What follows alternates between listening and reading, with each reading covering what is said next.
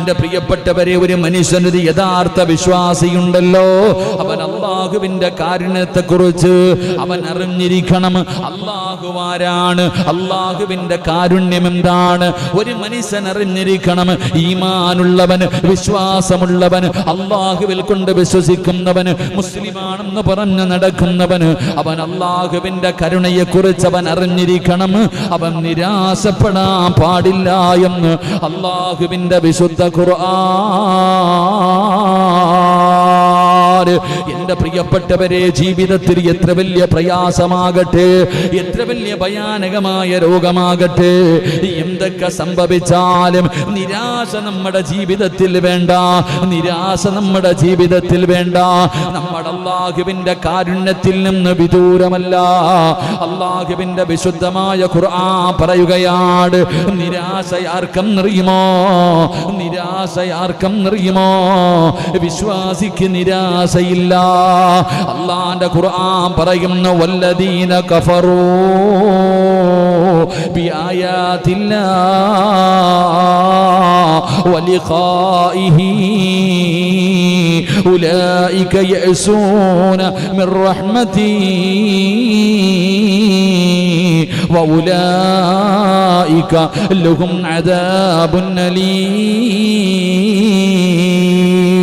അല്ലാഹുവിൻ്റെ പരിശുദ്ധമായ ഖുർആൻ പറയുകയാണ്, അത് സത്യനിഷേധികളുടെ സ്വഭാവമാ നിരാശ ജീവിതത്തിൽ വെക്കല്, ജീവിതത്തിൽ നിരാശ വെക്കല്. അത് മുഅ്മിനിന്റെ അടയാളമല്ല, അത് ഈമാനുള്ളവന്റെ അടയാളമല്ല, അത് അല്ലാഹുവിൽ വിശ്വസിക്കുന്നവന്റെ അടയാളമല്ല, മരണവും പരലോകവും ഉണ്ടെന്ന് വിശ്വസിക്കുന്നവന്റെ അടയാളമല്ല. ജീവിതത്തിൽ നിരാശയുണ്ടാകുന്നത്, അല്ലാഹുവിന്റെ കരുണയിൽ നിന്ന് അകന്നു പോകുന്നത്, ആശ അറ്റുപോകുന്നത്, അത് സത്യനിഷേധിയുടെ, അത് സത്യനിഷേധിയുടെ അല്ലാഹുവിനെ മറന്നു നടക്കുന്നവന്റെ ഗുണമാണെന്ന് അല്ലാഹുവിന്റെ വിശുദ്ധ ഖുർആൻ. പരിശുദ്ധമായ ഖുർആൻ എവിടെന്ന് പരിചയപ്പെടുത്തുമ്പോൾ എൻ്റെ പ്രിയപ്പെട്ടവരോട് ഓർമ്മപ്പെടുത്തുകയാണ്, എൻ്റെ വഅദ് കേൾക്കുന്ന പ്രിയപ്പെട്ട മുസ്ലിമേ, രോഗങ്ങളില്ലാത്തവരില്ല, കടങ്ങളില്ലാത്തവരില്ല, ജീവിതത്തിൽ പ്രയാസങ്ങളില്ലാത്തവരില്ല. ഒന്നിനു പുറകെ ഒന്നൊന്നായി എന്തെങ്കിലും ജീവിതത്തിൽ പ്രയാസമുള്ളവരാ. ഒരിക്കലും അല്ലാഹുവിനെ കുറ്റം പറയരുത്, ഒരിക്കലും അല്ലാഹുവിനെ കുറ്റപ്പെടുത്തരുത്. എൻ്റെ പ്രിയപ്പെട്ടവരെ, ജീവിതത്തിൽ എത്ര വലിയ പ്രയാസം വന്നാൽ, എത്ര ഭയാനകമായ പ്രതിസന്ധി വന്നാൽ നിങ്ങൾ നിരാശരാകല്ലേ. വിവാഹം കഴിഞ്ഞ് 10 വർഷം 15 വർഷമായിട്ട് മക്കളില്ലാതെ കണ്ണുനീര് കുടിക്കുന്ന പെങ്ങള്, പടച്ചവരെ, ഒരുപാട് പേരുണ്ടല്ലോ 20 വർഷം 25 വർഷമായിട്ട് മക്കളില്ലാത്തവർ. പടച്ചവനെ, അവർ പറയുന്ന മറുപടി എന്തെന്നറിയുമോ? എല്ലാ മരുന്നുകളും കടിച്ചു, ഇംഗ്ലീഷ് മരുന്ന് കടിച്ചു, പച്ചമരുന്ന് കടിച്ചു, എല്ലാ മരുന്നുകളും കടിച്ചവർ പറയുന്നത് എന്തെന്നറിയുമോ? പ്രായമായില്ലേ, ഇനി മക്കളുണ്ടാകില്ലല്ലോ. ജീവിതത്തിൽ നിരാശയാ, ജീവിതത്തിൽ നിരാശയാ. മക്കളില്ലാത്ത ദാമ്പത്യ ജീവിതം നയിക്കുന്നവർ, മക്കളില്ലാത്ത എൻ്റെ പ്രിയപ്പെട്ടവരെ, നിങ്ങളുടെ ജീവിതത്തിൽ നിരാശ വരരുത്, നിരാശ വരരുത്. നിരാശ വന്നാൽ അല്ലാഹുവിൻ്റെ സഹായം അവിടെ നിന്ന് നഷ്ടപ്പെടുകയാ. ജീവിതത്തിൽ നിരാശ വന്നാൽ ഒരു മുസ്ലിമിന് നിരാശ പാടില്ല എന്ന് അല്ലാഹുവിൻ്റെ വിശുദ്ധ ഖുർആൻ. അല്ലാഹു ഈമാൻ നൽകുമാറാകട്ടെ, അല്ലാഹു ഈമാൻ നൽകുമാറാകട്ടെ. ഒരു മുസ്ലിമിന് നിരാശ ജീവിതത്തിൽ പാടുണ്ടോ? പാടില്ല. എന്തിനാ നമ്മൾ നിരാശപ്പെടേണ്ടത്? നമ്മൾ എന്തിനാ നിരാശപ്പെടേണ്ടത്? ഏതെങ്കിലും ഒരെണ്ണം പറ. നമ്മൾ എന്തിനാ ജീവിതത്തിൽ ലക്ഷങ്ങളുടെ കടം വന്ന നിരാശപ്പെടണോ? ആര് മാറ്റിത്തരും കടം? നിനക്ക് ജോലിയില്ലെങ്കിലും, നിനക്ക് കച്ചവടമില്ലെങ്കിലും, നിനക്ക് കുടുംബ സ്വത്തില്ലെങ്കിലും നിന്റെ കാര്യം അള്ളാഹു നോക്കാമെന്ന് അള്ളാഹു ഏറ്റെടുത്തിട്ടുണ്ട്. അള്ളാഹു നമുക്ക് ഈമാൻ നൽകുമാറാകട്ടെ. കല്യാണം കഴിച്ചു, 10 കൊല്ലമായി, 15 കൊല്ലമായി, എല്ലാ മരുന്നും കഴിച്ചു. കാസർഗോഡ് മുതൽ തിരുവനന്തപുരം വരെയുള്ള ഹോസ്പിറ്റലുകൾ മുഴുവനും കയറിയിറങ്ങി. എല്ലാവരും പറയും അവിടെ ഒരു ഡോക്ടറുണ്ട്, ചങ്ങനാശ്ശേരിയിലുണ്ട്, അടൂരുണ്ട്, കാസർഗോഡുണ്ട്, എല്ലായിടത്തും പോയി ചികിത്സിച്ചു. അത് കഴിഞ്ഞപ്പം പറഞ്ഞു കൊടുങ്ങല്ലൂരുണ്ട്, പച്ചമരുന്നുണ്ട്, അതുണ്ട്, ഇതുണ്ട്. അവിടെ നടന്നു, ഹോമിയോ നോക്കി, എല്ലാം നോക്കി. അവസാനം എൻ്റെ പ്രിയപ്പെട്ട സഹോദരങ്ങളെ, ഇപ്പം അവർക്ക് തന്നെ മനസ്സിലറിയാം ഇനി മരുന്നൊന്നും കഴിച്ചിട്ട് കാര്യമില്ല, ഇനി മക്കളൊന്നും ഉണ്ടാകില്ല. അള്ളാഹു കാക്കുമാറാകട്ടെ. ആദ്യം ജീവിതത്തിൽ മക്കളില്ലാത്തവർക്ക് വേണ്ട ഒന്നാമത്തെ പാട് ജീവിതത്തിൽ നിന്ന് നിരാശ മാറണം. നിരാശ പാടില്ല. അള്ളാഹുവിൽ വിശ്വസിക്കുന്ന ഒരാൾക്ക് നിരാശ പാടില്ല. അത് അള്ളാഹുവിനെ വിശ്വസിക്കാത്തവൻ്റെ അടയാളം, അവൻ്റെ ഗുണമാണെന്ന് അള്ളാഹിൻ്റെ വിശുദ്ധ ഖുർആൻ. അള്ളാഹു കാത്തിരക്ഷിക്കുമാറാകട്ടെ. ഉസ്താദെ, ഒരുപാട് കൊല്ലമായി ഉസ്താദെ ഗൾഫിൽ കിടന്ന് കഷ്ടപ്പെടുന്നു, സർവ്വ ജോലിയും ചെയ്തു, വീടില്ല, വാടക വീട്ടില്ല. അള്ളാഹ് തരും, അള്ളാഹു വീട് തരും. ഇന്നല്ലെങ്കിൽ നാളെ. ജോലിയില്ലേ, അള്ളാഹു തരും. എൻ്റെ പ്രിയപ്പെട്ടവരെ, ഞാൻ നിങ്ങളോട് ചിന്തിക്കും, നമ്മൾ മനസ്സിലാക്കേണ്ട ഒരു കാര്യം, നമ്മൾ ജീവിതത്തിൽ എത്ര വലിയ പ്രയാസത്തിൻ്റെ നടുവിലാണെങ്കിലും, ജോലി ഉണ്ടെങ്കിലും ഇല്ലെങ്കിലും അള്ളാഹ് അന്നം തരുന്നില്ലേ നമുക്ക്? പട്ടിണി ഇടുന്നില്ലല്ലോ. നമ്മുടെ എത്ര പേരാ പട്ടിണി കിടക്കുന്ന? കൊറോണ വന്നിട്ട് എത്രയോ ദിവസം ജോലിക്ക് പോയില്ല, പട്ടിണി കിടന്ന എത്ര പേരാ ഉള്ള ഈ കൂട്ടത്തിൽ? എന്താ നാസറണ്ണെ, എന്താ വയറിങ്ങിൻ്റെ മോനെ, പമ്പിങ്ങും വയറൊക്കെ എന്താ? എന്താ സജീവൻ, എന്താ നിങ്ങൾ സജീവൻ? ഷാജിക്ക എത്രയൊക്കെ പായിപ്പാട് കിടന്നിട്ടും മൂന്നാറി വരെ പോയില്ലേ നിങ്ങൾ? എടാ, ജോലി ഉണ്ടോ ഇല്ലേ എന്നല്ല, കടയിൽ കച്ചവടം ഉണ്ടോ ഇല്ലേ എന്നല്ല, അള്ളാഹു നമുക്ക് റിസ്ക് തരുന്നുണ്ട്. റബ്ബ് നമ്മളെ പട്ടിണി കിടുന്നില്ല. നമ്മൾ എന്തിനാ പേടിക്കണേ? അതുകൊണ്ട് ജീവിതത്തിൽ നിരാശ പാടില്ല. ഈമാനുള്ളവൻ നിരാശ അവൻ്റെ ജീവിതത്തിലില്ല. ഈമാൻ ഇല്ലാത്തവനാണ് നിരാശ. അള്ളാഹു കാത്തിരക്ഷിക്കുമാറാകട്ടെ. അള്ളാഹു കാത്തിരക്ഷിക്കുമാറാകട്ടെ. ഒരിക്കലും നിരാശ ജീവിതത്തിൽ പാടില്ല. അതുകൊണ്ട് നാം പഠിക്കേണ്ടത്, അള്ളാഹുവിൻ്റെ പരിശുദ്ധമായ ഖുർആൻ പറയുന്ന ജീവിതത്തിൽ നിരാശ പാടില്ല. അത് അള്ളാഹുവിനെ മറന്ന് ജീവിക്കുന്നവർ, അള്ളാഹുവിനെ ധിക്കരിച്ച് ജീവിക്കുന്നവർക്ക് അവരുടെ സ്വഭാവമാണ്, അവരുടെ അടയാളമായിട്ടാണ് അള്ളാഹുവിൻ്റെ പരിശുദ്ധമായ ഖുർആൻ അവിടെന്ന് പറയുന്നത്. മഹാനായ ശൈഖ് ഇബ്നു ഖുദൈം റഹ്മഹുല്ലാ പറയുകയാണ്, അള്ളാഹുവിൻ്റെ കാരുണ്യത്തിൽ നിന്ന് നിരാശ വെക്കൽ വൻപാപങ്ങളിൽ പെട്ടതാ. ഇനി പടച്ച റബ്ബ് നമ്മളെ സഹായിക്കില്ലല്ലോ, അള്ളാഹു കൈവിട്ടല്ലോ, അള്ളാഹു കൈവിട്ടല്ലോ എന്ന് പറയുന്നവരെ, അള്ളാഹുവിന്റെ ഖുർആൻ പറഞ്ഞ ഒന്നാമത്തെ കാര്യം എന്തെന്നറിയുമോ? ഇനിയെങ്കിലും ഒരു ഇൽമു പഠിച്ചോ, ഇനിയെങ്കിലും ഒരു അറിവ് പഠിച്ചോ. ജീവിതത്തിൽ ഒരിക്കലും നിങ്ങൾ നിരാശ വെക്കരുത്. അള്ളാഹുവിന്റെ കാരുണ്യത്തിൽ നിന്ന് ഒരിക്കലും നിങ്ങൾ വിട്ടുപോകരുത്. അള്ളാഹു ഗഫൂറാ, അള്ളാഹു റഹീമാ.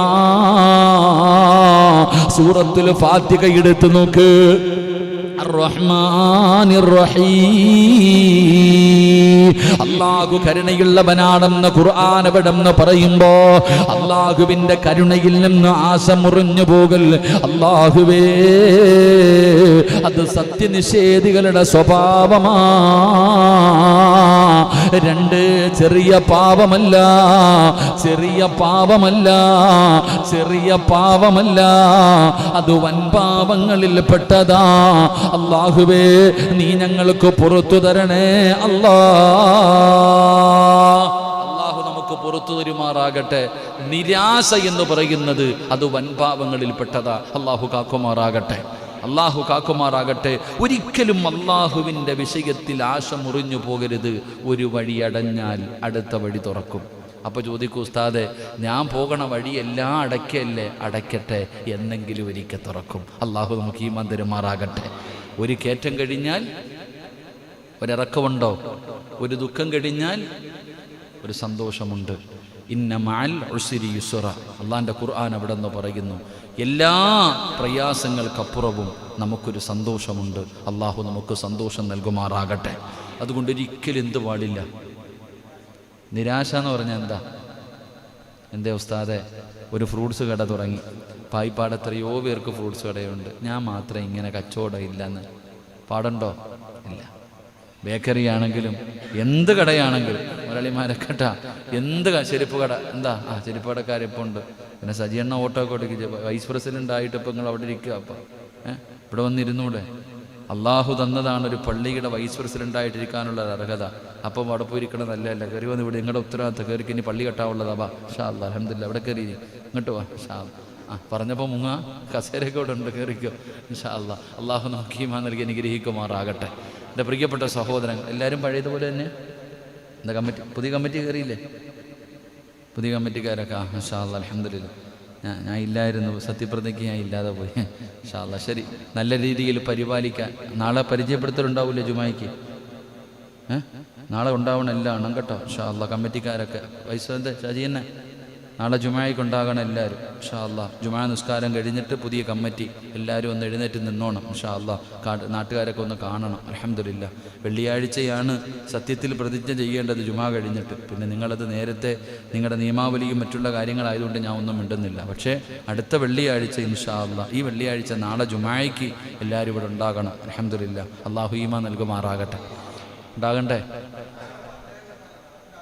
ഇൻഷാ അല്ലാ എല്ലാം നടപ്പിലാക്കുമല്ലോ, പിന്നെ ഇവിടെ പോകാനാ? നിങ്ങളെല്ലാവരും ഉണ്ടല്ലോ ഇവിടെയൊക്കെ തന്നെ. ഇൻഷാ അല്ലാ അൽഹംദുലില്ലാ. അപ്പോൾ നാളെ എല്ലാവരും ജുമായക്കുണ്ട്. എന്താ ശരിയാണ് വേണ്ടേ?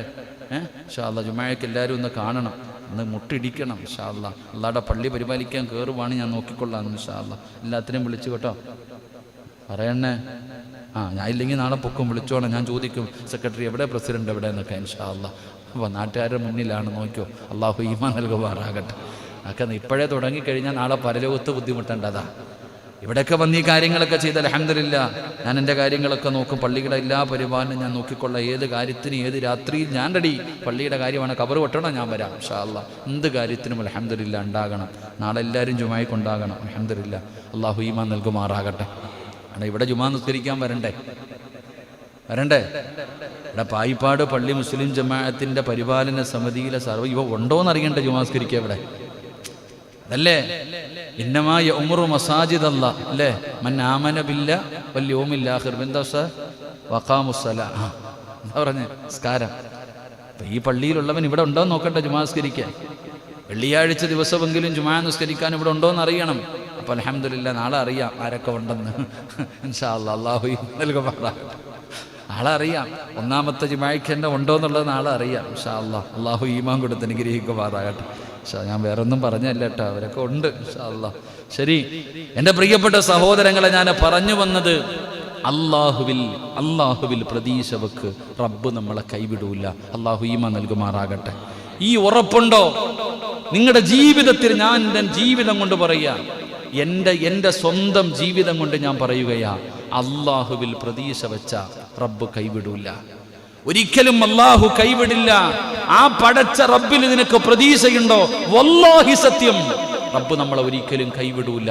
അല്ലാഹു ഈമാൻ നൽകി അനുഗ്രഹിക്കുമാറാകട്ടെ. നിരാശപ്പെട്ടാലോ പോയി. നിരാശപ്പെട്ട പിന്നെ പോയി റബ്ബിന്റെ സഹായം പിന്നെ ഇല്ല. പിന്നെ എത്ര നിലവിളിച്ചിട്ടും കാര്യമില്ല. പിന്നെ അല്ലാഹ് ഇത്തിരി കുടിപ്പിക്കും. ആ അല്ലാഹുവിലുള്ള ആ ഒരു പ്രതീക്ഷ നഷ്ടപ്പെട്ടു പോയാൽ പിന്നെ കുറച്ച് ബുദ്ധിമുട്ടേണ്ടി വരും. പിന്നെ അല്ലാഹ് ഇങ്ങനെ ഒന്ന് വിട്ടിട്ടേ വിടും. ഒന്നിങ്ങനെ വിടും. ഒന്ന് നല്ലതുപോലെ ഒന്ന് നമ്മളെ കുളിപ്പിക്കും. നല്ലതുപോലെ ഒന്ന് പ്രയാസപ്പെടുത്തും. ഒന്ന് കുടഞ്ഞു നോക്കിയിട്ടേ അള്ളാഹു നമ്മളെ സഹായിക്കൂ. അള്ളാഹു കാത്തിരക്ഷിക്കുമാറാകട്ടെ. അപ്പോൾ എൻ്റെ പ്രിയപ്പെട്ട സഹോദരങ്ങളെ, ഒന്നാമത്തെ കാര്യം അള്ളാഹുവിന് ഭയവും വേണം, അള്ളാഹുവിൽ പ്രതീക്ഷയും വേണം. ഒരാളുടെ ജീവിതത്തിൽ ഭയം കടന്നു വന്നാൽ തിന്മകൾ ചെയ്യുന്നതിൽ നിന്ന് അവൻ അകലാൻ കഴിയും. തിന്മകൾ ചെയ്യുന്നതിൽ നിന്ന് അകലാൻ കഴിയും. ഒരാൾ അള്ളാഹുവിലേക്ക് അടുത്തു കഴിഞ്ഞാൽ അള്ളാഹു നമ്മളിലേക്ക് അടുക്കും. അല്ലാതെ മറ്റുള്ളവയെ ഭയന്നു കഴിഞ്ഞാൽ ഓടുന്നത് പോലെയല്ല. അള്ളാഹുവിനെ ഭയക്കും തോറും ഒരു മനുഷ്യൻ അള്ളാഹുവിലേക്ക് അടുക്കുമെന്ന് നബിയുനാ റസൂലുള്ളാഹി. രണ്ട് എൻ്റെ പ്രിയപ്പെട്ട സഹോദരങ്ങളെ, ജീവിതത്തിൽ നിരാശ പാടില്ല. അള്ളാഹു കരുണയുള്ളവനാ. എത്ര വലിയ പാപിക്കും അള്ളാഹു പുറത്തു കൊടുക്കും. എൻ്റെ പ്രിയപ്പെട്ട സഹോദരങ്ങളെ, ശിർക്ക് ചെയ്തവൻ അള്ളാഹു പുറത്തു കൊടുക്കില്ല. ഖുർആൻ പറയുന്നുണ്ട്, വൻപാപത്തിൽ പെട്ടതാണ് അള്ളാഹുവിനെ പങ്കു ചേർക്കുക, അള്ളാഹുവിൻ്റെ സ്ഥാനത്ത് മറ്റൊരാളെ കാണുക. ഈ ശിർക്ക് ചെയ്യുന്നത് വൻപാപമാ. എന്നിട്ട് അള്ളാഹ് പറഞ്ഞെന്തെന്നറിയോ? ഞാൻ ഉദ്ദേശിക്കുന്നവർക്ക് ഞാൻ പുറത്തു കൊടുക്കും. അതാ അള്ളാഹിൻ്റെ കാരുണ്യമത. അള്ളാഹു നമ്മളെ കാക്കുമാറാകട്ടെ. മഹാനായി നബിയുനാ റസൂലുള്ളാഹി സ്വല്ലല്ലാഹു അലൈഹി വസല്ലമ തങ്ങൾ തൻ്റെ സ്വഹാബത്തിനോട് പറഞ്ഞു കൊടുക്കുകയാ, ഒരു യുദ്ധം നടക്കുന്ന രണാങ്കണത്തിൽ എൻ്റെ പ്രിയപ്പെട്ട സഹോദരങ്ങളെ, യുദ്ധം നടക്കുന്ന അവസ്ഥ പറയണ്ട. ലാത്തിചാർജൊക്കെ നടക്കുമ്പോൾ തന്നെ പോലീസ് വരുന്നു എന്ന് പറയുമ്പോൾ ഇവിടെ റോഡിൽ കൂടി നിൽക്കുക. പോലീസ് വരുന്നെന്ന് പറയുമ്പോഴത്തേക്ക് പിന്നെ കാണാറുണ്ടോ? മാസ്കും ഇല്ല, ഒന്നുമില്ല, ഓടുക വരുന്നെന്ന് പറയുമ്പോഴേ. അപ്പോൾ ഒരു യുദ്ധക്കളം നിങ്ങൾ ചിന്തിക്ക്. ഒരു യുദ്ധക്കളത്തിൽ യുദ്ധം നടക്കുമ്പോൾ ഒരു പ്രിയപ്പെട്ട മാതാവ് തൻ്റെ കുഞ്ഞിനെ തെരഞ്ഞ് നടക്കുക. തൻ്റെ കുട്ടിയെ കാണുന്നില്ല. നിലവിളിച്ചുകൊണ്ട് തൻ്റെ കുഞ്ഞിനെ തെരഞ്ഞുകൊണ്ടൊരു മാതാവ് ഇങ്ങനെ നടക്കുകയാ. ആ രംഗം കാണുമ്പോൾ അള്ളാഹുവിൻ്റെ പ്രവാചകൻ സല്ലല്ലാഹു അലൈഹി വസല്ലമ തങ്ങൾ സ്വഹാബത്തിനോട് പറഞ്ഞു, ആ കുഞ്ഞിനെ നിങ്ങൾ തിരഞ്ഞെടുക്ക്, ആ മാതാവ് തൻ്റെ കുഞ്ഞിനെ തിരഞ്ഞു നടക്കുന്നു നിങ്ങൾ കണ്ടുപിടിക്ക്.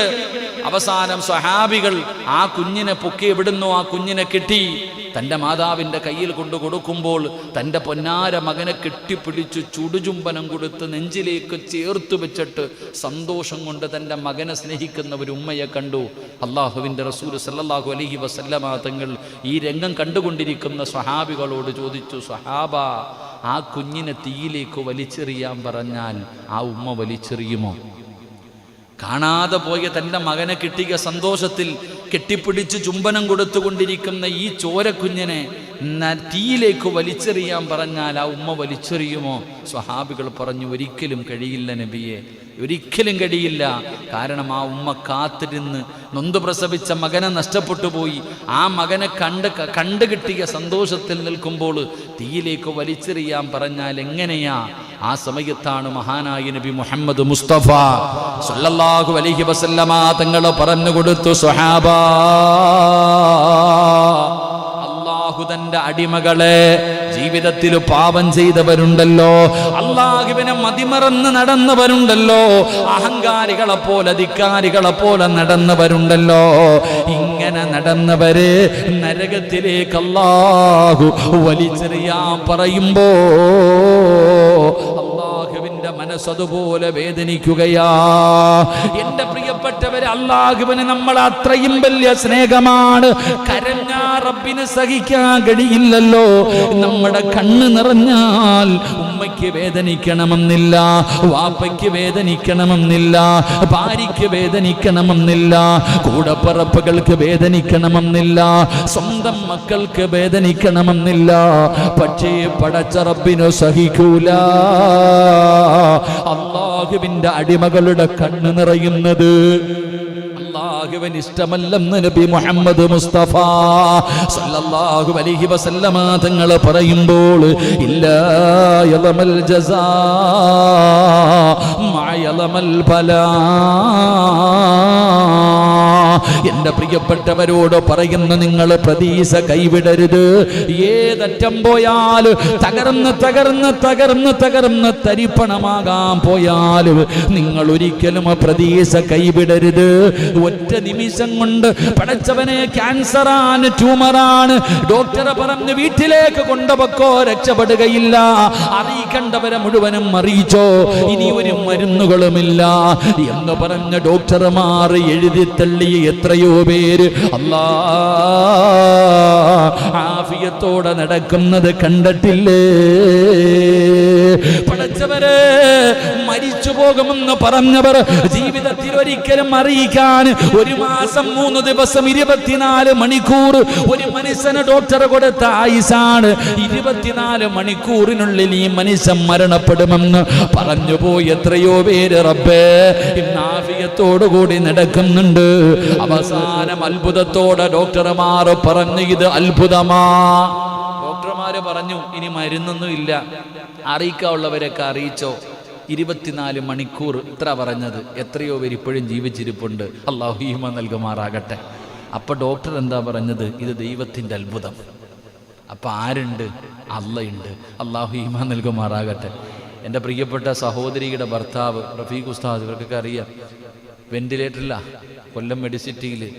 ഡോക്ടർമാർ എന്നെ എഴുതി തള്ളി തീർന്നെന്ന്. 48 മണിക്കൂർ പറഞ്ഞ ആളാ ഇപ്പോഴും വീട്ടിൽ ആഫിയത്തോടെ ഇരിപ്പുണ്ട്. അല്ലാഹു ദീർഘായുസ്സ് കൊടുക്കുമാറാകട്ടെ. എത്രയോ പേർ ഇതുപോലെ നമ്മുടെ ജീവിതത്തിൽ അറിയാം. ഇപ്പം ഞാൻ പറഞ്ഞു വന്നത്, അള്ളാഹു ചിലപ്പോൾ നമ്മളെ ഒന്ന് വേദനിപ്പിക്കും, ഒന്ന് വിടും, എവിടെ വരെ പോകും, അവസാനം അള്ളാഹു നമ്മളെ രക്ഷിക്കും. അതുകൊണ്ട് നിരാശ വൻ പാപമാ. അള്ളാഹു കാക്കുമാറാകട്ടെ, അള്ളാഹു കാക്കുമാറാകട്ടെ, അള്ളാഹു പുറത്തിരുമാറാകട്ടെ.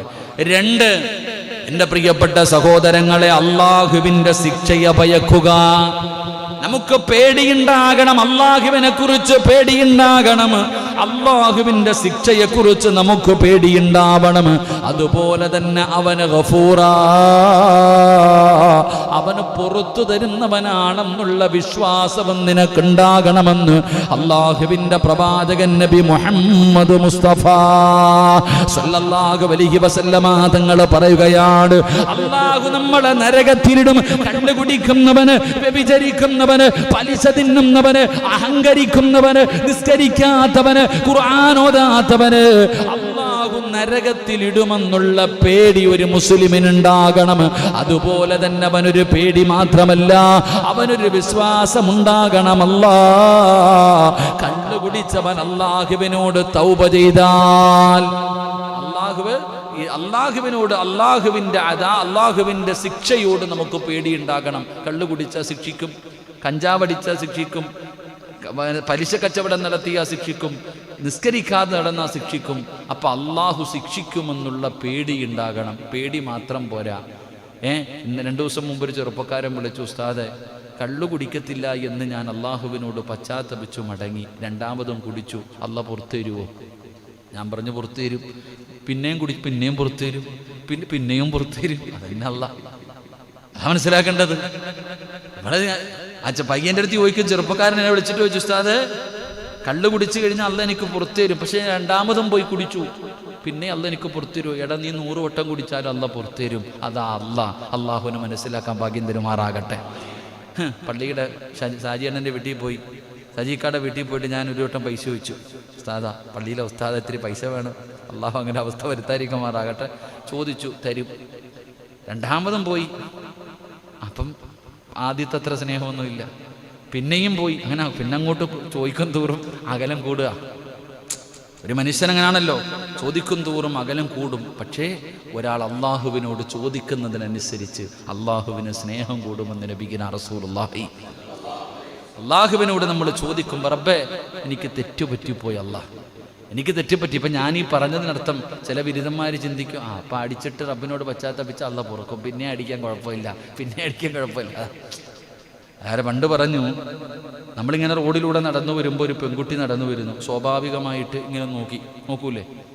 ഒന്ന് നോക്കിയപ്പോഴത്തേക്ക് പടച്ചവനെ ഒരു പെണ്ണ്, അള്ളാഹുവേ. അപ്പോൾ ഉസ്താദ് പറഞ്ഞു, 1ാമത്തെ നോട്ടം കുഴപ്പമില്ലാതെ.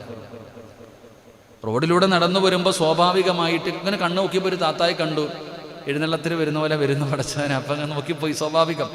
അപ്പോൾ ഉടനെ എന്ത് ചെയ്യണം? കണ്ണിന് താഴ്ത്തണം. അപ്പോൾ 1ാമത്തെ നോട്ടം അനുവദനീയമാണെന്ന് കരുതിയിട്ട് ഇങ്ങനെ ബസ്സിൽ കയറുന്നവരെ അൽഹംദുലില്ലാഹ് എടുക്കാതെ നോക്കിക്കൊണ്ടിരിക്കുക. ആ പരിപാടി പറ്റില്ല. ഞാൻ പറഞ്ഞു വന്നത്, എൻ്റെ പ്രിയപ്പെട്ട സഹോദരങ്ങളെ, പശ്ചാത്തപിക്കുന്ന സമയത്ത് ഇനി ഒരിക്കലും ഞാൻ ചെയ്യില്ല എന്നുള്ള ആ ഒരു തീരുമാനം, അതിനാ തൗബ എന്ന് പറയുന്നത്. അള്ളാഹു ഈമാൻ നൽകുമാറാകട്ടെ. തൗബ എന്താ? ഇനി ഒരിക്കലും ഞാൻ അതിലേക്ക് മടങ്ങില്ല എന്നുള്ള ഒരു ഉറച്ച തീരുമാനം ഉണ്ടാകണം. അത് ഷർത്താണ് തൗബയുടെ. പിന്നെ പെട്ടുപോയാൽ അതാ പറയുന്നത്. എൻ്റെ പ്രിയപ്പെട്ട സഹോദരങ്ങളെ, നീ 2 കാര്യങ്ങൾ. 2ാമത്തെ വിഷയം, അള്ളാഹുവിൻ്റെ അദാബിനെ നീ ഭയക്കണം. അതുപോലെ അള്ളാഹു പുറത്തും തരുന്നവനാണെന്നുള്ള ബോധവും നിനക്കുണ്ടാകണം. അള്ളാഹു നമുക്ക് ഈമാൻ നൽകുമാറാകട്ടെ. അതാ 99 മനുഷ്യനെ കൊന്നിട്ട് പോയി ചോദിച്ചു, ഞാൻ 99 പേരെ കൊന്നു, എനിക്ക് അള്ളാഹ് പുറത്തിരുവോ? ഇല്ലടാ, എന്നാ നീയും പോട്ടെ. അങ്ങനെ ആവരുത്. അതാ വിഷയം. 2ാമത് 100 തികച്ചിട്ട് പോകുമ്പോഴാ പറഞ്ഞത്, ഇല്ല, നീ എത്ര ചെയ്താലും അള്ളാഹു നിനക്ക് പുറത്തു തരും. അപ്പം അള്ളാഹുവിനെ കുറിച്ചുള്ള പേടിയും വേണം, അള്ളാഹു പുറത്തു തരുന്നവനാണെന്നുള്ള വിശ്വാസവും വേണം. അള്ളാഹു നമുക്ക് ഈമാൻ നൽകുമാറാകട്ടെ. ഖുർആൻ പറയാ, എൻ്റെ പ്രിയപ്പെട്ട സഹോദരങ്ങൾ, അള്ളാന്റെ ഖുർആൻ എവിടെന്ന് പറയുമ്പോൾ, അള്ളാന്റെ ഖുർആൻ എവിടെന്ന് പറയുന്നു, വഅന്ന അദാബി ഹുവൽ അദാബുൽ അലീം. അല്ലാഹുവിന്റെ പ്രവാചകനോട്, മുത്തുനബിയോട് അല്ലാഹു പറയുന്നു, നബിയേ, എൻ്റെ അടിമകളോട് പറഞ്ഞു കൊടുക്ക്, ഞാൻ പൊറുക്കുന്നവനാണെന്ന്, ഞാൻ പാപം ചെയ്തവന് പുറത്തു കൊടുക്കുന്നവനാണെന്ന് പറഞ്ഞു കൊടുക്ക് നബിയേ. അല്ലാഹു അവിടെന്ന് പറയുകയാണ്. എന്നിട്ട് പടച്ചറബ് അവസാനം പറയുകയാ, വേദനയേറിയ ശിക്ഷയെന്നും എനിക്ക് അതാ, ഇന്ന അദാബി, വലിയ ശിക്ഷയും ഉണ്ടെന്നവന് പറഞ്ഞു കൊടുക്കാൻ പരിശുദ്ധമായ ഖുർആൻ എവിടെന്ന് പറയുമ്പോൾ, എൻ്റെ പ്രിയപ്പെട്ടവരെ, അല്ലാഹു പാപങ്ങൾ പുറത്തു തരുന്നവനാ. ആ പ്രതി ആയിഷ നമ്മുടെ ജീവിതത്തിൽ വേണം. എന്തായാലും നനഞ്ഞു, ഇനി കുളിച്ചു കയറാ. ഒരു പഴഞ്ചൊല്ല, എന്തായാലും നനഞ്ഞു, ഇനിയിപ്പോ കുളിച്ചു കയറാം. അള്ളാഹു കാക്കുമാറാകട്ടെ. അങ്ങനാണോ? എന്തായാലും നാണം കെട്ടു, കുടിയനാണെന്ന് വീട്ടുകാർ, ഞാൻ വീടി വലിക്കുമെന്ന് വാപ്പായി പറഞ്ഞു, ഉമ്മായി പറഞ്ഞു, നാട്ടുകാർ പറഞ്ഞു. ഇനിയിപ്പോൾ വലിച്ചാലെന്ത് വലിച്ചില്ലെന്ത്. അങ്ങനല്ല എൻ്റെ പ്രിയപ്പെട്ട സഹോദരങ്ങളെ. പശ്ചാത്തപിച്ച് അള്ളാഹുവിലേക്ക് പശ്ചാത്തപിച്ചു മടങ്ങ്. അള്ളാഹു നിനക്ക് പുറത്തു തരും. അള്ളാഹു നമുക്ക് ഈമാൻ നൽകുമാറാകട്ടെ. അള്ളാന്റെ ഖുർആൻ പറയുകയാണ്, അള്ളാഹുവിന്റെ പരിശുദ്ധമായ ഖുർആൻ പറയുന്നു, ഗാഫിറുദ് ദംബി വകാബിലുത് തൗബി ശദീദുൽ ഇഖാബ്. അള്ളാഹുവിന്റെ പരിശുദ്ധമായ ഖുർആൻ എവിടെന്ന് പറയുകയാണ്, പാപം പൊറുക്കുവാനും പശ്ചാത്താപം സ്വീകരിക്കുവാനും കഠിനമായി ശിക്ഷിക്കുവാനും അള്ളാഹുവിന് കഴിവുണ്ടെന്നുള്ള ബോധം നമുക്ക് ഓരോരുത്തർക്കും ഉണ്ടാകണം. അതുകൊണ്ട് പടച്ചവന് പാപങ്ങൾ പൊറുക്കുന്നവനാണ്. എൻ്റെ പ്രിയപ്പെട്ട സഹോദരങ്ങള്, ആ പാപങ്ങൾ പൊറുക്കുന്നവനാ. അതുകൊണ്ട് പശ്ചാത്തപിച്ച് മടങ്ങാതെ വീണ്ടും നീ തോന്നിവാസിയെ പോലെ ജീവിച്ചു കഴിഞ്ഞാൽ അള്ളാഹു നിന്നെ ശിക്ഷിക്കുമെന്ന് പരിശുദ്ധമായ ഖുർആൻ എവിടെന്ന് ഓർമ്മപ്പെടുത്തുമ്പോ മഹാനായ പ്രവാചകൻ സല്ലല്ലാഹു അലൈഹി വസല്ലമ തങ്ങൾ പറയുകയാ, അതുകൊണ്ട് നിങ്ങൾ അല്ലാഹുവിന്റെ അദാബിനെ പേടിക്കണേ, നിങ്ങൾ അല്ലാഹുവിന്റെ അദാബിനെ പേടിക്കണേ. അതുപോലെ തന്നെ പടച്ച റബ്ബ് പാപങ്ങൾ പൊറുക്കുന്നവനാണെന്ന് നിങ്ങൾ വിശ്വസിക്കണേ എന്ന് അല്ലാഹുവിന്റെ പ്രവാചകൻ അവിടെന്ന് പറയുമ്പോ, എൻ്റെ പ്രിയപ്പെട്ട സഹോദരാ, അല്ലാഹുവേ, ജീവിതത്തിൽ പാപങ്ങൾ ഇങ്ങനെ അധികരിപ്പിച്ചുകൊണ്ട് നടക്കലല്ല, കള്ള കുടിച്ചുകൊണ്ടിരിക്കുന്നവന് സ്ഥിരമായി കുടിക്കലല്ല, വ്യഭിചരിക്കുന്നവൻ അങ്ങനെ, പലിശ തിന്നുന്നവൻ അങ്ങനെ, നിസ്കാരം മുടക്കി നടക്കുന്നവൻ അങ്ങനെ. എൻ്റെ പ്രിയപ്പെട്ട സഹോദരങ്ങളെ, നമ്മൾ അങ്ങനാകാൻ പാടില്ല. ദിവസങ്ങൾ കഴിയും തോറും ആയുസ് ഇങ്ങനെ പൊടിഞ്ഞു പോവുകയാണ്. നമ്മൾ മരണത്തിലേക്ക് അടുത്തുകൊണ്ടിരിക്കുകയാണ്. അസ്റായിലിനെ കണ്ടുമുട്ടാനുള്ള സമയം ഇങ്ങനെ അതിക്രമിക്കുകയാണ്. അതുകൊണ്ട് എൻ്റെ പ്രിയപ്പെട്ടവരെ, മാറ്റം വരട്ടെ. പടച്ചവനെ, 30 35 40 45 50 55 എന്നിട്ടും നന്നാകാൻ തോന്നുന്നില്ലല്ലോ, ഒന്ന് നന്നാകണമെന്ന് തോന്നുന്നില്ലല്ലോ. പടച്ചവനെ, എത്രയോ പ്രായം കുറഞ്ഞവരുടെ മയ്യത്ത് നിസ്കരിച്ച വാപ്പാ, പിഞ്ചു കുഞ്ഞുങ്ങളുടെ മയ്യത്ത് കണ്ട പെങ്ങള്, ഒരു രോഗവുമില്ലാത്തവർ പെട്ടെന്ന് വീണ് മരിച്ചു പോകുന്നത് കാണുകയാ. കൂടെ പഠിച്ചവരൊക്കെ എവിടെ പോയി? പായിപ്പാട് പള്ളിയുടെ ഖബർസ്ഥാനിലാണ്. നിന്റെ ജ്യേഷ്ഠനെവിടെ? നിന്റെ അനുജനെവിടെ? നിന്റെ ജ്യേഷ്ഠനെവിടെ? നിന്റെ അനുജനെവിടെ? പടച്ചവനെ, രണ്ടുപേരും പള്ളിപ്പറമ്പിലാണ്. എന്തിനാ മനുഷ്യ നിന്നെക്കാളും പ്രായം കുറഞ്ഞ മകൻ കബറിനകത്ത്? വാപ്പ ഇന്നും ജീവിച്ചിരിപ്പുണ്ട്, പക്ഷേ വാപ്പായിക്ക് നന്നാകാൻ തോന്നുന്നില്ലല്ലോ. അതുകൊണ്ട് സഹോദരാ, നന്നായിക്കോ. എപ്പോഴെവിടെ വെച്ചാണ് മരണം വരുന്നതെന്ന് അറിയില്ലല്ലോ. രണ്ട് കൈയും ഉയർത്തിയിട്ട് പടച്ച റബ്ബിനോടല്ലാ, എനിക്ക് പുറത്തുതാ അല്ലാ എന്ന് ചോദിക്കാ സമയം കിട്ടണമെന്നില്ല. അതുകൊണ്ട് റസൂലുള്ളാഹി തങ്ങൾ പറഞ്ഞല്ലോ, ഇരിക്കുന്നതിൽ പലരും 50 കഴിഞ്ഞവരാ, 50 വയസ്സ് കഴിഞ്ഞവർ ഇവിടെ ഇരിപ്പുണ്ടല്ലോ. എങ്കിൽ അല്ലാഹുവിന്റെ റസൂല് പറയുകയാ, മുത്തുനബി പറയുന്നു, അല്ലാഹുവേ, എല്ലാ ദിവസവും പ്രഭാതമാകുമ്പോ ആകാശത്തൊരു മലക്കിറങ്ങി വരികയാണ്, ആകാശത്ത് മലക്കിറങ്ങി വരികയാണ്. എന്നിട്ട് 50 വയസ്സ് കഴിഞ്ഞവനോട് മലക്കുകൾ വിളിച്ചു പറയുന്നത് എന്തെന്നറിയുവോ? മനുഷ്യ, ജീവിച്ചിരിക്കുന്നവന്റെ കൂട്ടത്തിൽ നിന്നെ എണ്ണല്ലേ. 50 വയസ്സ് കഴിഞ്ഞവര്, 50 വയസ്സ് കഴിഞ്ഞവര് അല്ലാഹുവിന്റെ മലക്ക് വിളിച്ചു പറയുകയാ, ജീവിച്ചിരിക്കുന്നവരുടെ കൂട്ടത്തിൽ നിന്നെ എണ്ണല്ലേ. സമയം കഴിഞ്ഞു മനുഷ്യ, നീ മരിക്കേണ്ട സമയം കഴിഞ്ഞു. അല്ലാഹു നിനക്കൽപ്പം അവസരം തന്നിരിക്കുകയാ. അതുകൊണ്ട് ജീവിച്ചിരിക്കുന്നവരുടെ കൂട്ടത്തിൽ നിന്നെ എണ്ണരുത്. പായിപ്പാട് ഒരുപാട് പള്ളിയുടെ ഖബർസ്ഥാനിൽ കിടക്കുന്ന മയ്യത്തുകളുണ്ടല്ലോ, ഈ പള്ളിയുടെ ചുറ്റുപാട് കിടക്കുന്ന ഖബറാളികളുണ്ടല്ലോ, ആ ഖബറിൽ കിടക്കുന്നവന്റെ കൂട്ടത്തില് നിന്നെ എണ്ണാവൂ എന്ന് ആദരവായ പ്രവാചകൻ നബി മുഹമ്മദ് മുസ്തഫ. 50 വയസ്സിന് മുകളിൽ പ്രായമുള്ളവരും കൈവക്കിക്ക്. 50-ന് മുകളിൽ പ്രായമുള്ളവർ സജിയാണ്. അല്ലാഹു അക്ബർ. എത്ര പേരുണ്ടോ നോക്കട്ടെ. 1 2 3 4 5 6 7 8 9. 9 പേര്. നിങ്ങളെ എങ്ങനെ കൂട്ടണം? വീട് വെക്കാൻ നടക്കരുത്, പൈസ ഉണ്ടാക്കാൻ നടക്കരുത്, അടിച്ചു പൊളിക്കാൻ നടക്കരുത്. നിങ്ങൾ എങ്ങനെ എണ്ണണം? പറ. ഞാൻ പറയല്ല.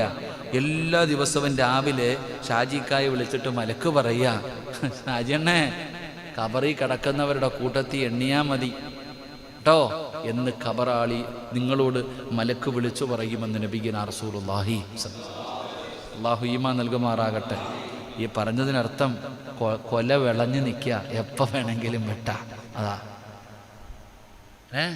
പടുത്ത് പാകമായി നിൽക്കുക വാഴക്കൊല, എപ്പോഴെങ്കിലും വെട്ടിക്കൂടെ? ഇതേ അവസ്ഥയാണ് നിങ്ങളുടെ അവസ്ഥ.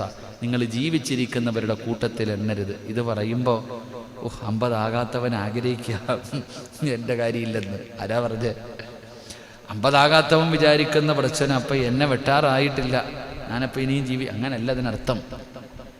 50 വയസ്സ് കഴിഞ്ഞവൻ ഖബറിൽ കിടക്കുന്നവരുടെ കൂട്ടത്തിൽ അവനെ എണ്ണണം എന്ന് മലക്ക് വിളിച്ചു പറയും. അള്ളാഹു ഈമാൻ നൽകുമാറാകട്ടെ.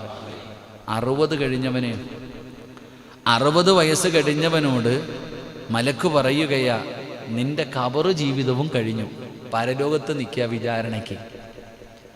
അള്ളാഹുവിൻ്റെ മുന്നിൽ വിചാരണയ്ക്ക് വേണ്ടി മഹ്ശറയിൽ നിൽക്കുക, അള്ളാടെ കോടെ നിൽക്കുക. അപ്പൊ ഖബറിലെ ജീവിതം എത്ര കൊല്ലവാ? അള്ളാഹു ആലം. ഇപ്പൊ തന്നെ എത്രയോ കൊല്ലം കൊണ്ട് കിടക്കുന്നുണ്ട് എത്രയോ പേര്. ഇനി എത്ര കൊല്ലം കിടക്കണം? അള്ളാഹു ആലം. അള്ളാഹു ഖബർ ജീവിതം നന്നാക്കി തരുമാറാകട്ടെ. അള്ളാഹു നന്നാക്കി തരുമാറാകട്ടെ. എൻ്റെ പ്രിയപ്പെട്ട സഹോദരങ്ങളെ, അപ്പൊ ഖബറും കഴിഞ്ഞിട്ട് പരലോകത്ത് നിൽക്കുന്നവരുടെ കൂട്ടത്തില 60 70. 70 കഴിഞ്ഞാൽ പിന്നെ കോടതി തള്ളി വാദ വെച്ച് വാദ എന്താ പറയാ? അപ്പൊ കോടതി തള്ളുന്നതിന് എന്താ പറയാ? ഷാജിക്ക, കോടതി ഇങ്ങനെ തള്ളത്തില്ലേ, അതെന്താ പറയാ? കേസുകൾ ഇങ്ങനെ നീട്ടി വെക്കുന്നതിന് എന്താ പറയത്തില്ലേ? വാഴതാന്ന് എന്താ പറയത്തില്ലേ? അങ്ങനെ നീട്ടി വെക്കുക. അവസാനം ഒരു ദിവസം പറഞ്ഞു, തീരുമാനമായി, വിധിക്കാൻ പോവാ എന്ന് പറഞ്ഞ അള്ളാഹുവിൻ്റെ മുന്നിൽ വിചാരണയൊക്കെ കഴിഞ്ഞിട്ട് ഒന്നീ സ്വർഗത്തിൽ പൊക്കോ അല്ലെങ്കിൽ നരകത്തിൽ പൊക്കോ എന്ന് വിധിക്കാൻ അള്ളാഹു പിടിച്ചു നിർത്തിയിരിക്കുന്നവരുടെ കൂട്ടത്തില 70 കഴിഞ്ഞവൻ അവനെ കൂട്ടേണ്ടത് എന്ന് നബിയുനാ റസൂലുള്ളാഹി. അള്ളാഹു നമ്മളെ കാക്കുമാറാകട്ടെ. അള്ളാഹു നമ്മളെ കാത്തുരക്ഷിക്കുമാറാകട്ടെ. ഈ പറഞ്ഞതിനർത്ഥം തീരാൻ പോവാ. ഖബറിൽ കിടക്കുന്നവൻ ഇബാദത്ത് ചെയ്യാൻ സമയമുണ്ടോ? ഇല്ല. ഖബറിൽ കിടക്കുന്ന ഒരാൾക്ക് നിസ്കരിക്കണമെന്ന് വിചാരിച്ച് നിസ്കരിക്കാൻ പറ്റൂല. അതുകൊണ്ടാണ് പറഞ്ഞത് 50 കഴിഞ്ഞവൻ തീരാറായി, വേണ്ടതൊക്കെ പെട്ടെന്ന് ചെയ്ത് ഒരുങ്ങിക്കോ. അള്ളാഹു ഭാഗ്യം നൽകുമാറാകട്ടെ.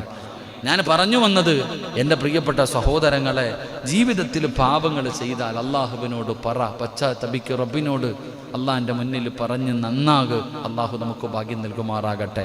അപ്പം നമ്മുടെ ജീവിതത്തിൽ വേണ്ട രണ്ടാമത്തെ കാര്യം, മഹാനായ നബിയുനാ റസൂലുള്ളാഹി സ്വല്ലല്ലാഹു അലൈഹി വസല്ലമ തങ്ങൾ പറഞ്ഞു, എൻ്റെ പ്രിയപ്പെട്ട സഹോദരങ്ങളെ, അള്ളാഹുവിൻ്റെ അദാബുകളെ നിങ്ങൾ ഭയക്കണം, അതുപോലെ അള്ളാഹു പുറത്തു തരുന്നവനാണെന്നുള്ള ബോധവും നിനക്കുണ്ടാകണമെന്ന് നബിയുനാ റസൂലുള്ളാഹി. അള്ളാഹുവിൻ്റെ ഖുർആൻ അവിടെ എന്ന് പറയുന്നു, വല്ലദീ അത്അമഹും വല്ലദീ അത്മഅ അയ്യഗ്ഫിറ. പ്രതിഫലത്തിന്റെ നാളിൽ ഏതൊരു തെറ്റും അല്ലാഹു, അന്നത്തെ ദിവസമല്ല എന്നിവിടെ വെച്ച് അതാ പറഞ്ഞത്, ജീവിതത്തിൽ ചെയ്ത ഒരു തെറ്റിന്റെ പേരിൽ ഇന്ന് പശ്ചാത്തപിച്ച രക്ഷപ്പെടും. നബി സല്ലല്ലാഹു അലൈഹി വസല്ലമ തങ്ങളുടെ കാലഘട്ടത്തിൽ ഒരു സഹാബിയുടെ ചരിത്രം പറയുന്നുണ്ട്. ഒരു സഹാബി വ്യഭിചരിച്ചു. അടയാളങ്ങളൊന്നുമില്ല, തെളിവുകളൊന്നുമില്ല. പക്ഷെ മായിസ് റളിയല്ലാഹു തആല അൻഹു നേരെ പ്രവാചകന്റെ മുന്നിൽ വന്നു, നബിയെ എന്നെ ശുദ്ധീകരിക്കണം, ഞാൻ വ്യഭിചരിച്ചു. പ്രവാചകൻ പറഞ്ഞു, പോ എന്ന് പറഞ്ഞു, ഓടിക്കുക, പൊക്കോളാൻ. കാരണം എന്തേ? വ്യഭിചരിച്ചവനെ എറിഞ്ഞു കൊല്ലണമെന്ന ഇസ്ലാമിന്റെ നിയമം. അതുകൊണ്ട് പറഞ്ഞു, നീ പോ മായിസ പോ എന്ന് പറഞ്ഞു ഓടിച്ചു. എന്തിനെ? പോയി പശ്ചാത്തപിക്കട്ടെ, പോട്ടെ. ഈ സഹാബി പോയി, ഉറക്കം വരുന്നില്ല. രണ്ടാമതും വന്നു, നബിയെ ഞാൻ വ്യഭിചരിച്ചു നബിയെ. അപ്പോൾ റസൂലുള്ളാഹി സ്വല്ലല്ലാഹി അലൈഹി വസല്ലമ തങ്ങൾ പറഞ്ഞു, പിന്നെ ഓടിക്കുക, പോ. ഇത് പറഞ്ഞ് വിളിച്ചു വീണു, പോ എന്താന്ന് പറഞ്ഞിട്ട് രണ്ടാമത് ഓടിച്ചു. സഹാബി മൂന്നാമതും വന്നു. നബി സല്ലല്ലാഹു അലൈഹി വസല്ലം തങ്ങളുടെ മുന്നിൽ വന്നിട്ട് മൂന്നാമതും പറഞ്ഞപ്പോൾ പ്രവാചകൻ ചോദിച്ചു, കള്ള് കുടിച്ചിട്ടുണ്ടോ എന്ന് നോക്കാൻ. സഹാബ ബോധമില്ലാതെ വിളിച്ചു പറയുക, കള്ള് കുടിച്ചു. ഇപ്പോൾ പറഞ്ഞു, ഇല്ല നബിയെ, ഞാൻ അറിഞ്ഞുകൊണ്ട് തന്നെ പറഞ്ഞതാ, ഞാൻ വ്യഭിചരിച്ചു നബിയെ, എനിക്കറിയാം വ്യഭിചരിച്ചവനെ എറിഞ്ഞു കൊല്ലണമെന്നാണ് ഇസ്ലാമിൻ്റെ നിയമം, എനിക്കറിയാം നബിയെ. പക്ഷെ ഞാൻ എന്തുകൊണ്ടാണ് ഇങ്ങനെ ഏറ്റു പറയാനുള്ള കാരണം എന്തെന്നറിയോ? ഇന്നിവിടെ വെച്ച് ഞാൻ ഈ ശിക്ഷ ഏറ്റുവാങ്ങിയാൽ ഒരു തെറ്റിൻ്റെ പേരിൽ 2 പ്രാവശ്യം അള്ളാഹു ശിക്ഷിക്കില്ല എന്ന് മഹാനായ നബിയിന റസൂലുള്ളാഹി. ഒരു തെറ്റ് ചെയ്തതിൻ്റെ പേരിൽ 2 വട്ടം ശിക്ഷയില്ല, ഒറ്റ വട്ടമേ ഉള്ളൂ. അതുകൊണ്ട് അള്ളാഹു നീതിമാന, ഇതെനിക്ക് സഹിക്കാൻ പറ്റും. അള്ളാഹുടെ നരകം എന്നെ കൊണ്ട് പറ്റൂല, അതുകൊണ്ട് എറിഞ്ഞു കൊല്ലാന്. ആ സഹാബി എറിഞ്ഞു കൊല്ലുകയാണ്. പക്ഷെ ഈ സഹാബിയുടെ കൂടെ ഉണ്ടായിരുന്ന പെണ്ണ് അത് ആരാണെന്ന് ആരും ചോദിച്ചില്ല. ആ പെണ്ണ് ആരാണെന്ന് ചോദിച്ചില്ല. പക്ഷെ ആ പെണ്ണറിഞ്ഞു മായിസ് റളിയല്ലാഹു തആല അൻഹുവിനെ ഇങ്ങനെ എറിഞ്ഞു കൊന്നു എന്നറിഞ്ഞപ്പോൾ സമാധാനമില്ല. നേരെ നബി സല്ലല്ലാഹു അലൈഹി വസല്ലം തങ്ങളുടെ മുന്നിൽ വന്നിട്ട് പറഞ്ഞു, 2ാമത്തെ പ്രതി ഞാനാണ് നബിയെ, 2ാമത്തെ പ്രതി ഞാനാ. ഈ വയറ്റി കിടക്കണ കുഞ്ഞിൻ്റെ വാപ്പ മായിസ. അള്ളാഹുവിൻ്റെ റസൂൽ സല്ലല്ലാഹു അലൈഹി വസല്ലം തങ്ങൾ പറഞ്ഞു, നീ ഗർഭിണിയല്ലേ, നീ പ്രസവിച്ചിട്ട് വരാൻ പറഞ്ഞു. ഈ പെണ്ണ് വീട്ടിൽ പോയി. 9.5 മാസം കഴിഞ്ഞു, പ്രസവിച്ചു. സത്യത്തിൽ എന്തിനാ പ്രവാചകൻ പറഞ്ഞു വിട്ടത്? കാത്തിരുന്ന കുഞ്ഞിനെ കാണുമ്പോൾ ഒന്ന് ജീവിക്കണമെന്നുള്ള ആഗ്രഹം ഉണ്ടാവുമല്ലോ. പക്ഷേ ഈ പെണ്ണ് പ്രസവിച്ചു കഴിഞ്ഞപ്പോൾ കുഞ്ഞുമായിട്ട് നബി സല്ലല്ലാഹു അലൈഹി വസല്ലം തങ്ങളുടെ മുന്നിൽ വന്നു. അപ്പോൾ പ്രവാചകൻ പറഞ്ഞു, ആ കുഞ്ഞിൻ്റെ മുഖം നോക്കിയിട്ട് പറഞ്ഞു, നീ പാല് കൊടുക്ക്. പാല് കൊടുക്കണമല്ലോ കുഞ്ഞിന്. അതുകൊണ്ട് കുഞ്ഞു വല്ലതും കഴിക്കുന്ന പ്രായം വരെ ആകണം, എന്തെങ്കിലും പാല് കുടിക്ക്. അപ്പോഴും പ്രവാചകൻ ചിന്തിച്ചെന്തേ, ഈ ചോരക്കുഞ്ഞിനെ സ്നേഹിച്ചുകൊണ്ട് നടക്കുമ്പോഴത്തേക്ക് ജീവിക്കണമെന്നുള്ള ആഗ്രഹം ഉണ്ടാകും, അപ്പോൾ വരാതിരിക്കുമെന്ന് കരുതിയിട്ടാണ് പറഞ്ഞു വിട്ടെ. എന്നാൽ ആ പെണ്ണ് ആ കുഞ്ഞു ഭക്ഷണം കഴിക്കാൻ തുടങ്ങിയപ്പോൾ ഇലാ ഹദറത്ത് റസൂലില്ല സ്വല്ലല്ലാഹു അലൈഹി വസല്ലം മുത്തുനബിയുടെ മുന്നിൽ വന്നിട്ട് പറഞ്ഞു, നബിയെ, എൻ്റെ മോൻ ഭക്ഷണം കഴിക്കുന്ന നബിയെ കാണിച്ചു കൊടുത്തു. മുത്തുനബിയുടെ മുന്നിൽ വന്നിട്ട് എൻ്റെ മകൻ ഭക്ഷണം കഴിക്കാൻ തുടങ്ങി എന്ന് പറഞ്ഞ് കാണിച്ചു കൊടുത്തു. എന്നിട്ട് പറഞ്ഞു, നബിയെ, എനിക്കുള്ള ശിക്ഷത. എന്തുകൊണ്ടാ? അള്ളാഹുവിൻ്റെ മുന്നിൽ അള്ളാഹുവിൻ്റെ അദാബുകൾ, അള്ളാഹുവിൻ്റെ ശിക്ഷകൾ നേരിടാനുള്ള കഴിവില്ലാത്തത് കൊണ്ട്. ഇവിടെ ആണെങ്കിൽ മരണം കൊണ്ട് തീരുമല്ലോ എന്ന് കരുതിയിട്ട. അപ്പം ഞാൻ പറഞ്ഞു വന്നത്, അങ്ങനെ ചെയ്യണമെന്ന് ഞാൻ പറയുന്നില്ല. നമ്മുടെ ജീവിതത്തിൽ പാപം ചെയ്യാത്ത ആരുമില്ല. പക്ഷേ ചെയ്ത പാപം ഒറ്റയ്ക്ക് അള്ളാഹുവിനോട് ഏറ്റു പറഞ്ഞിട്ട് നന്നായിക്കോ. അള്ളാഹു നമുക്ക് ഈമാൻ നൽകുമാറാകട്ടെ.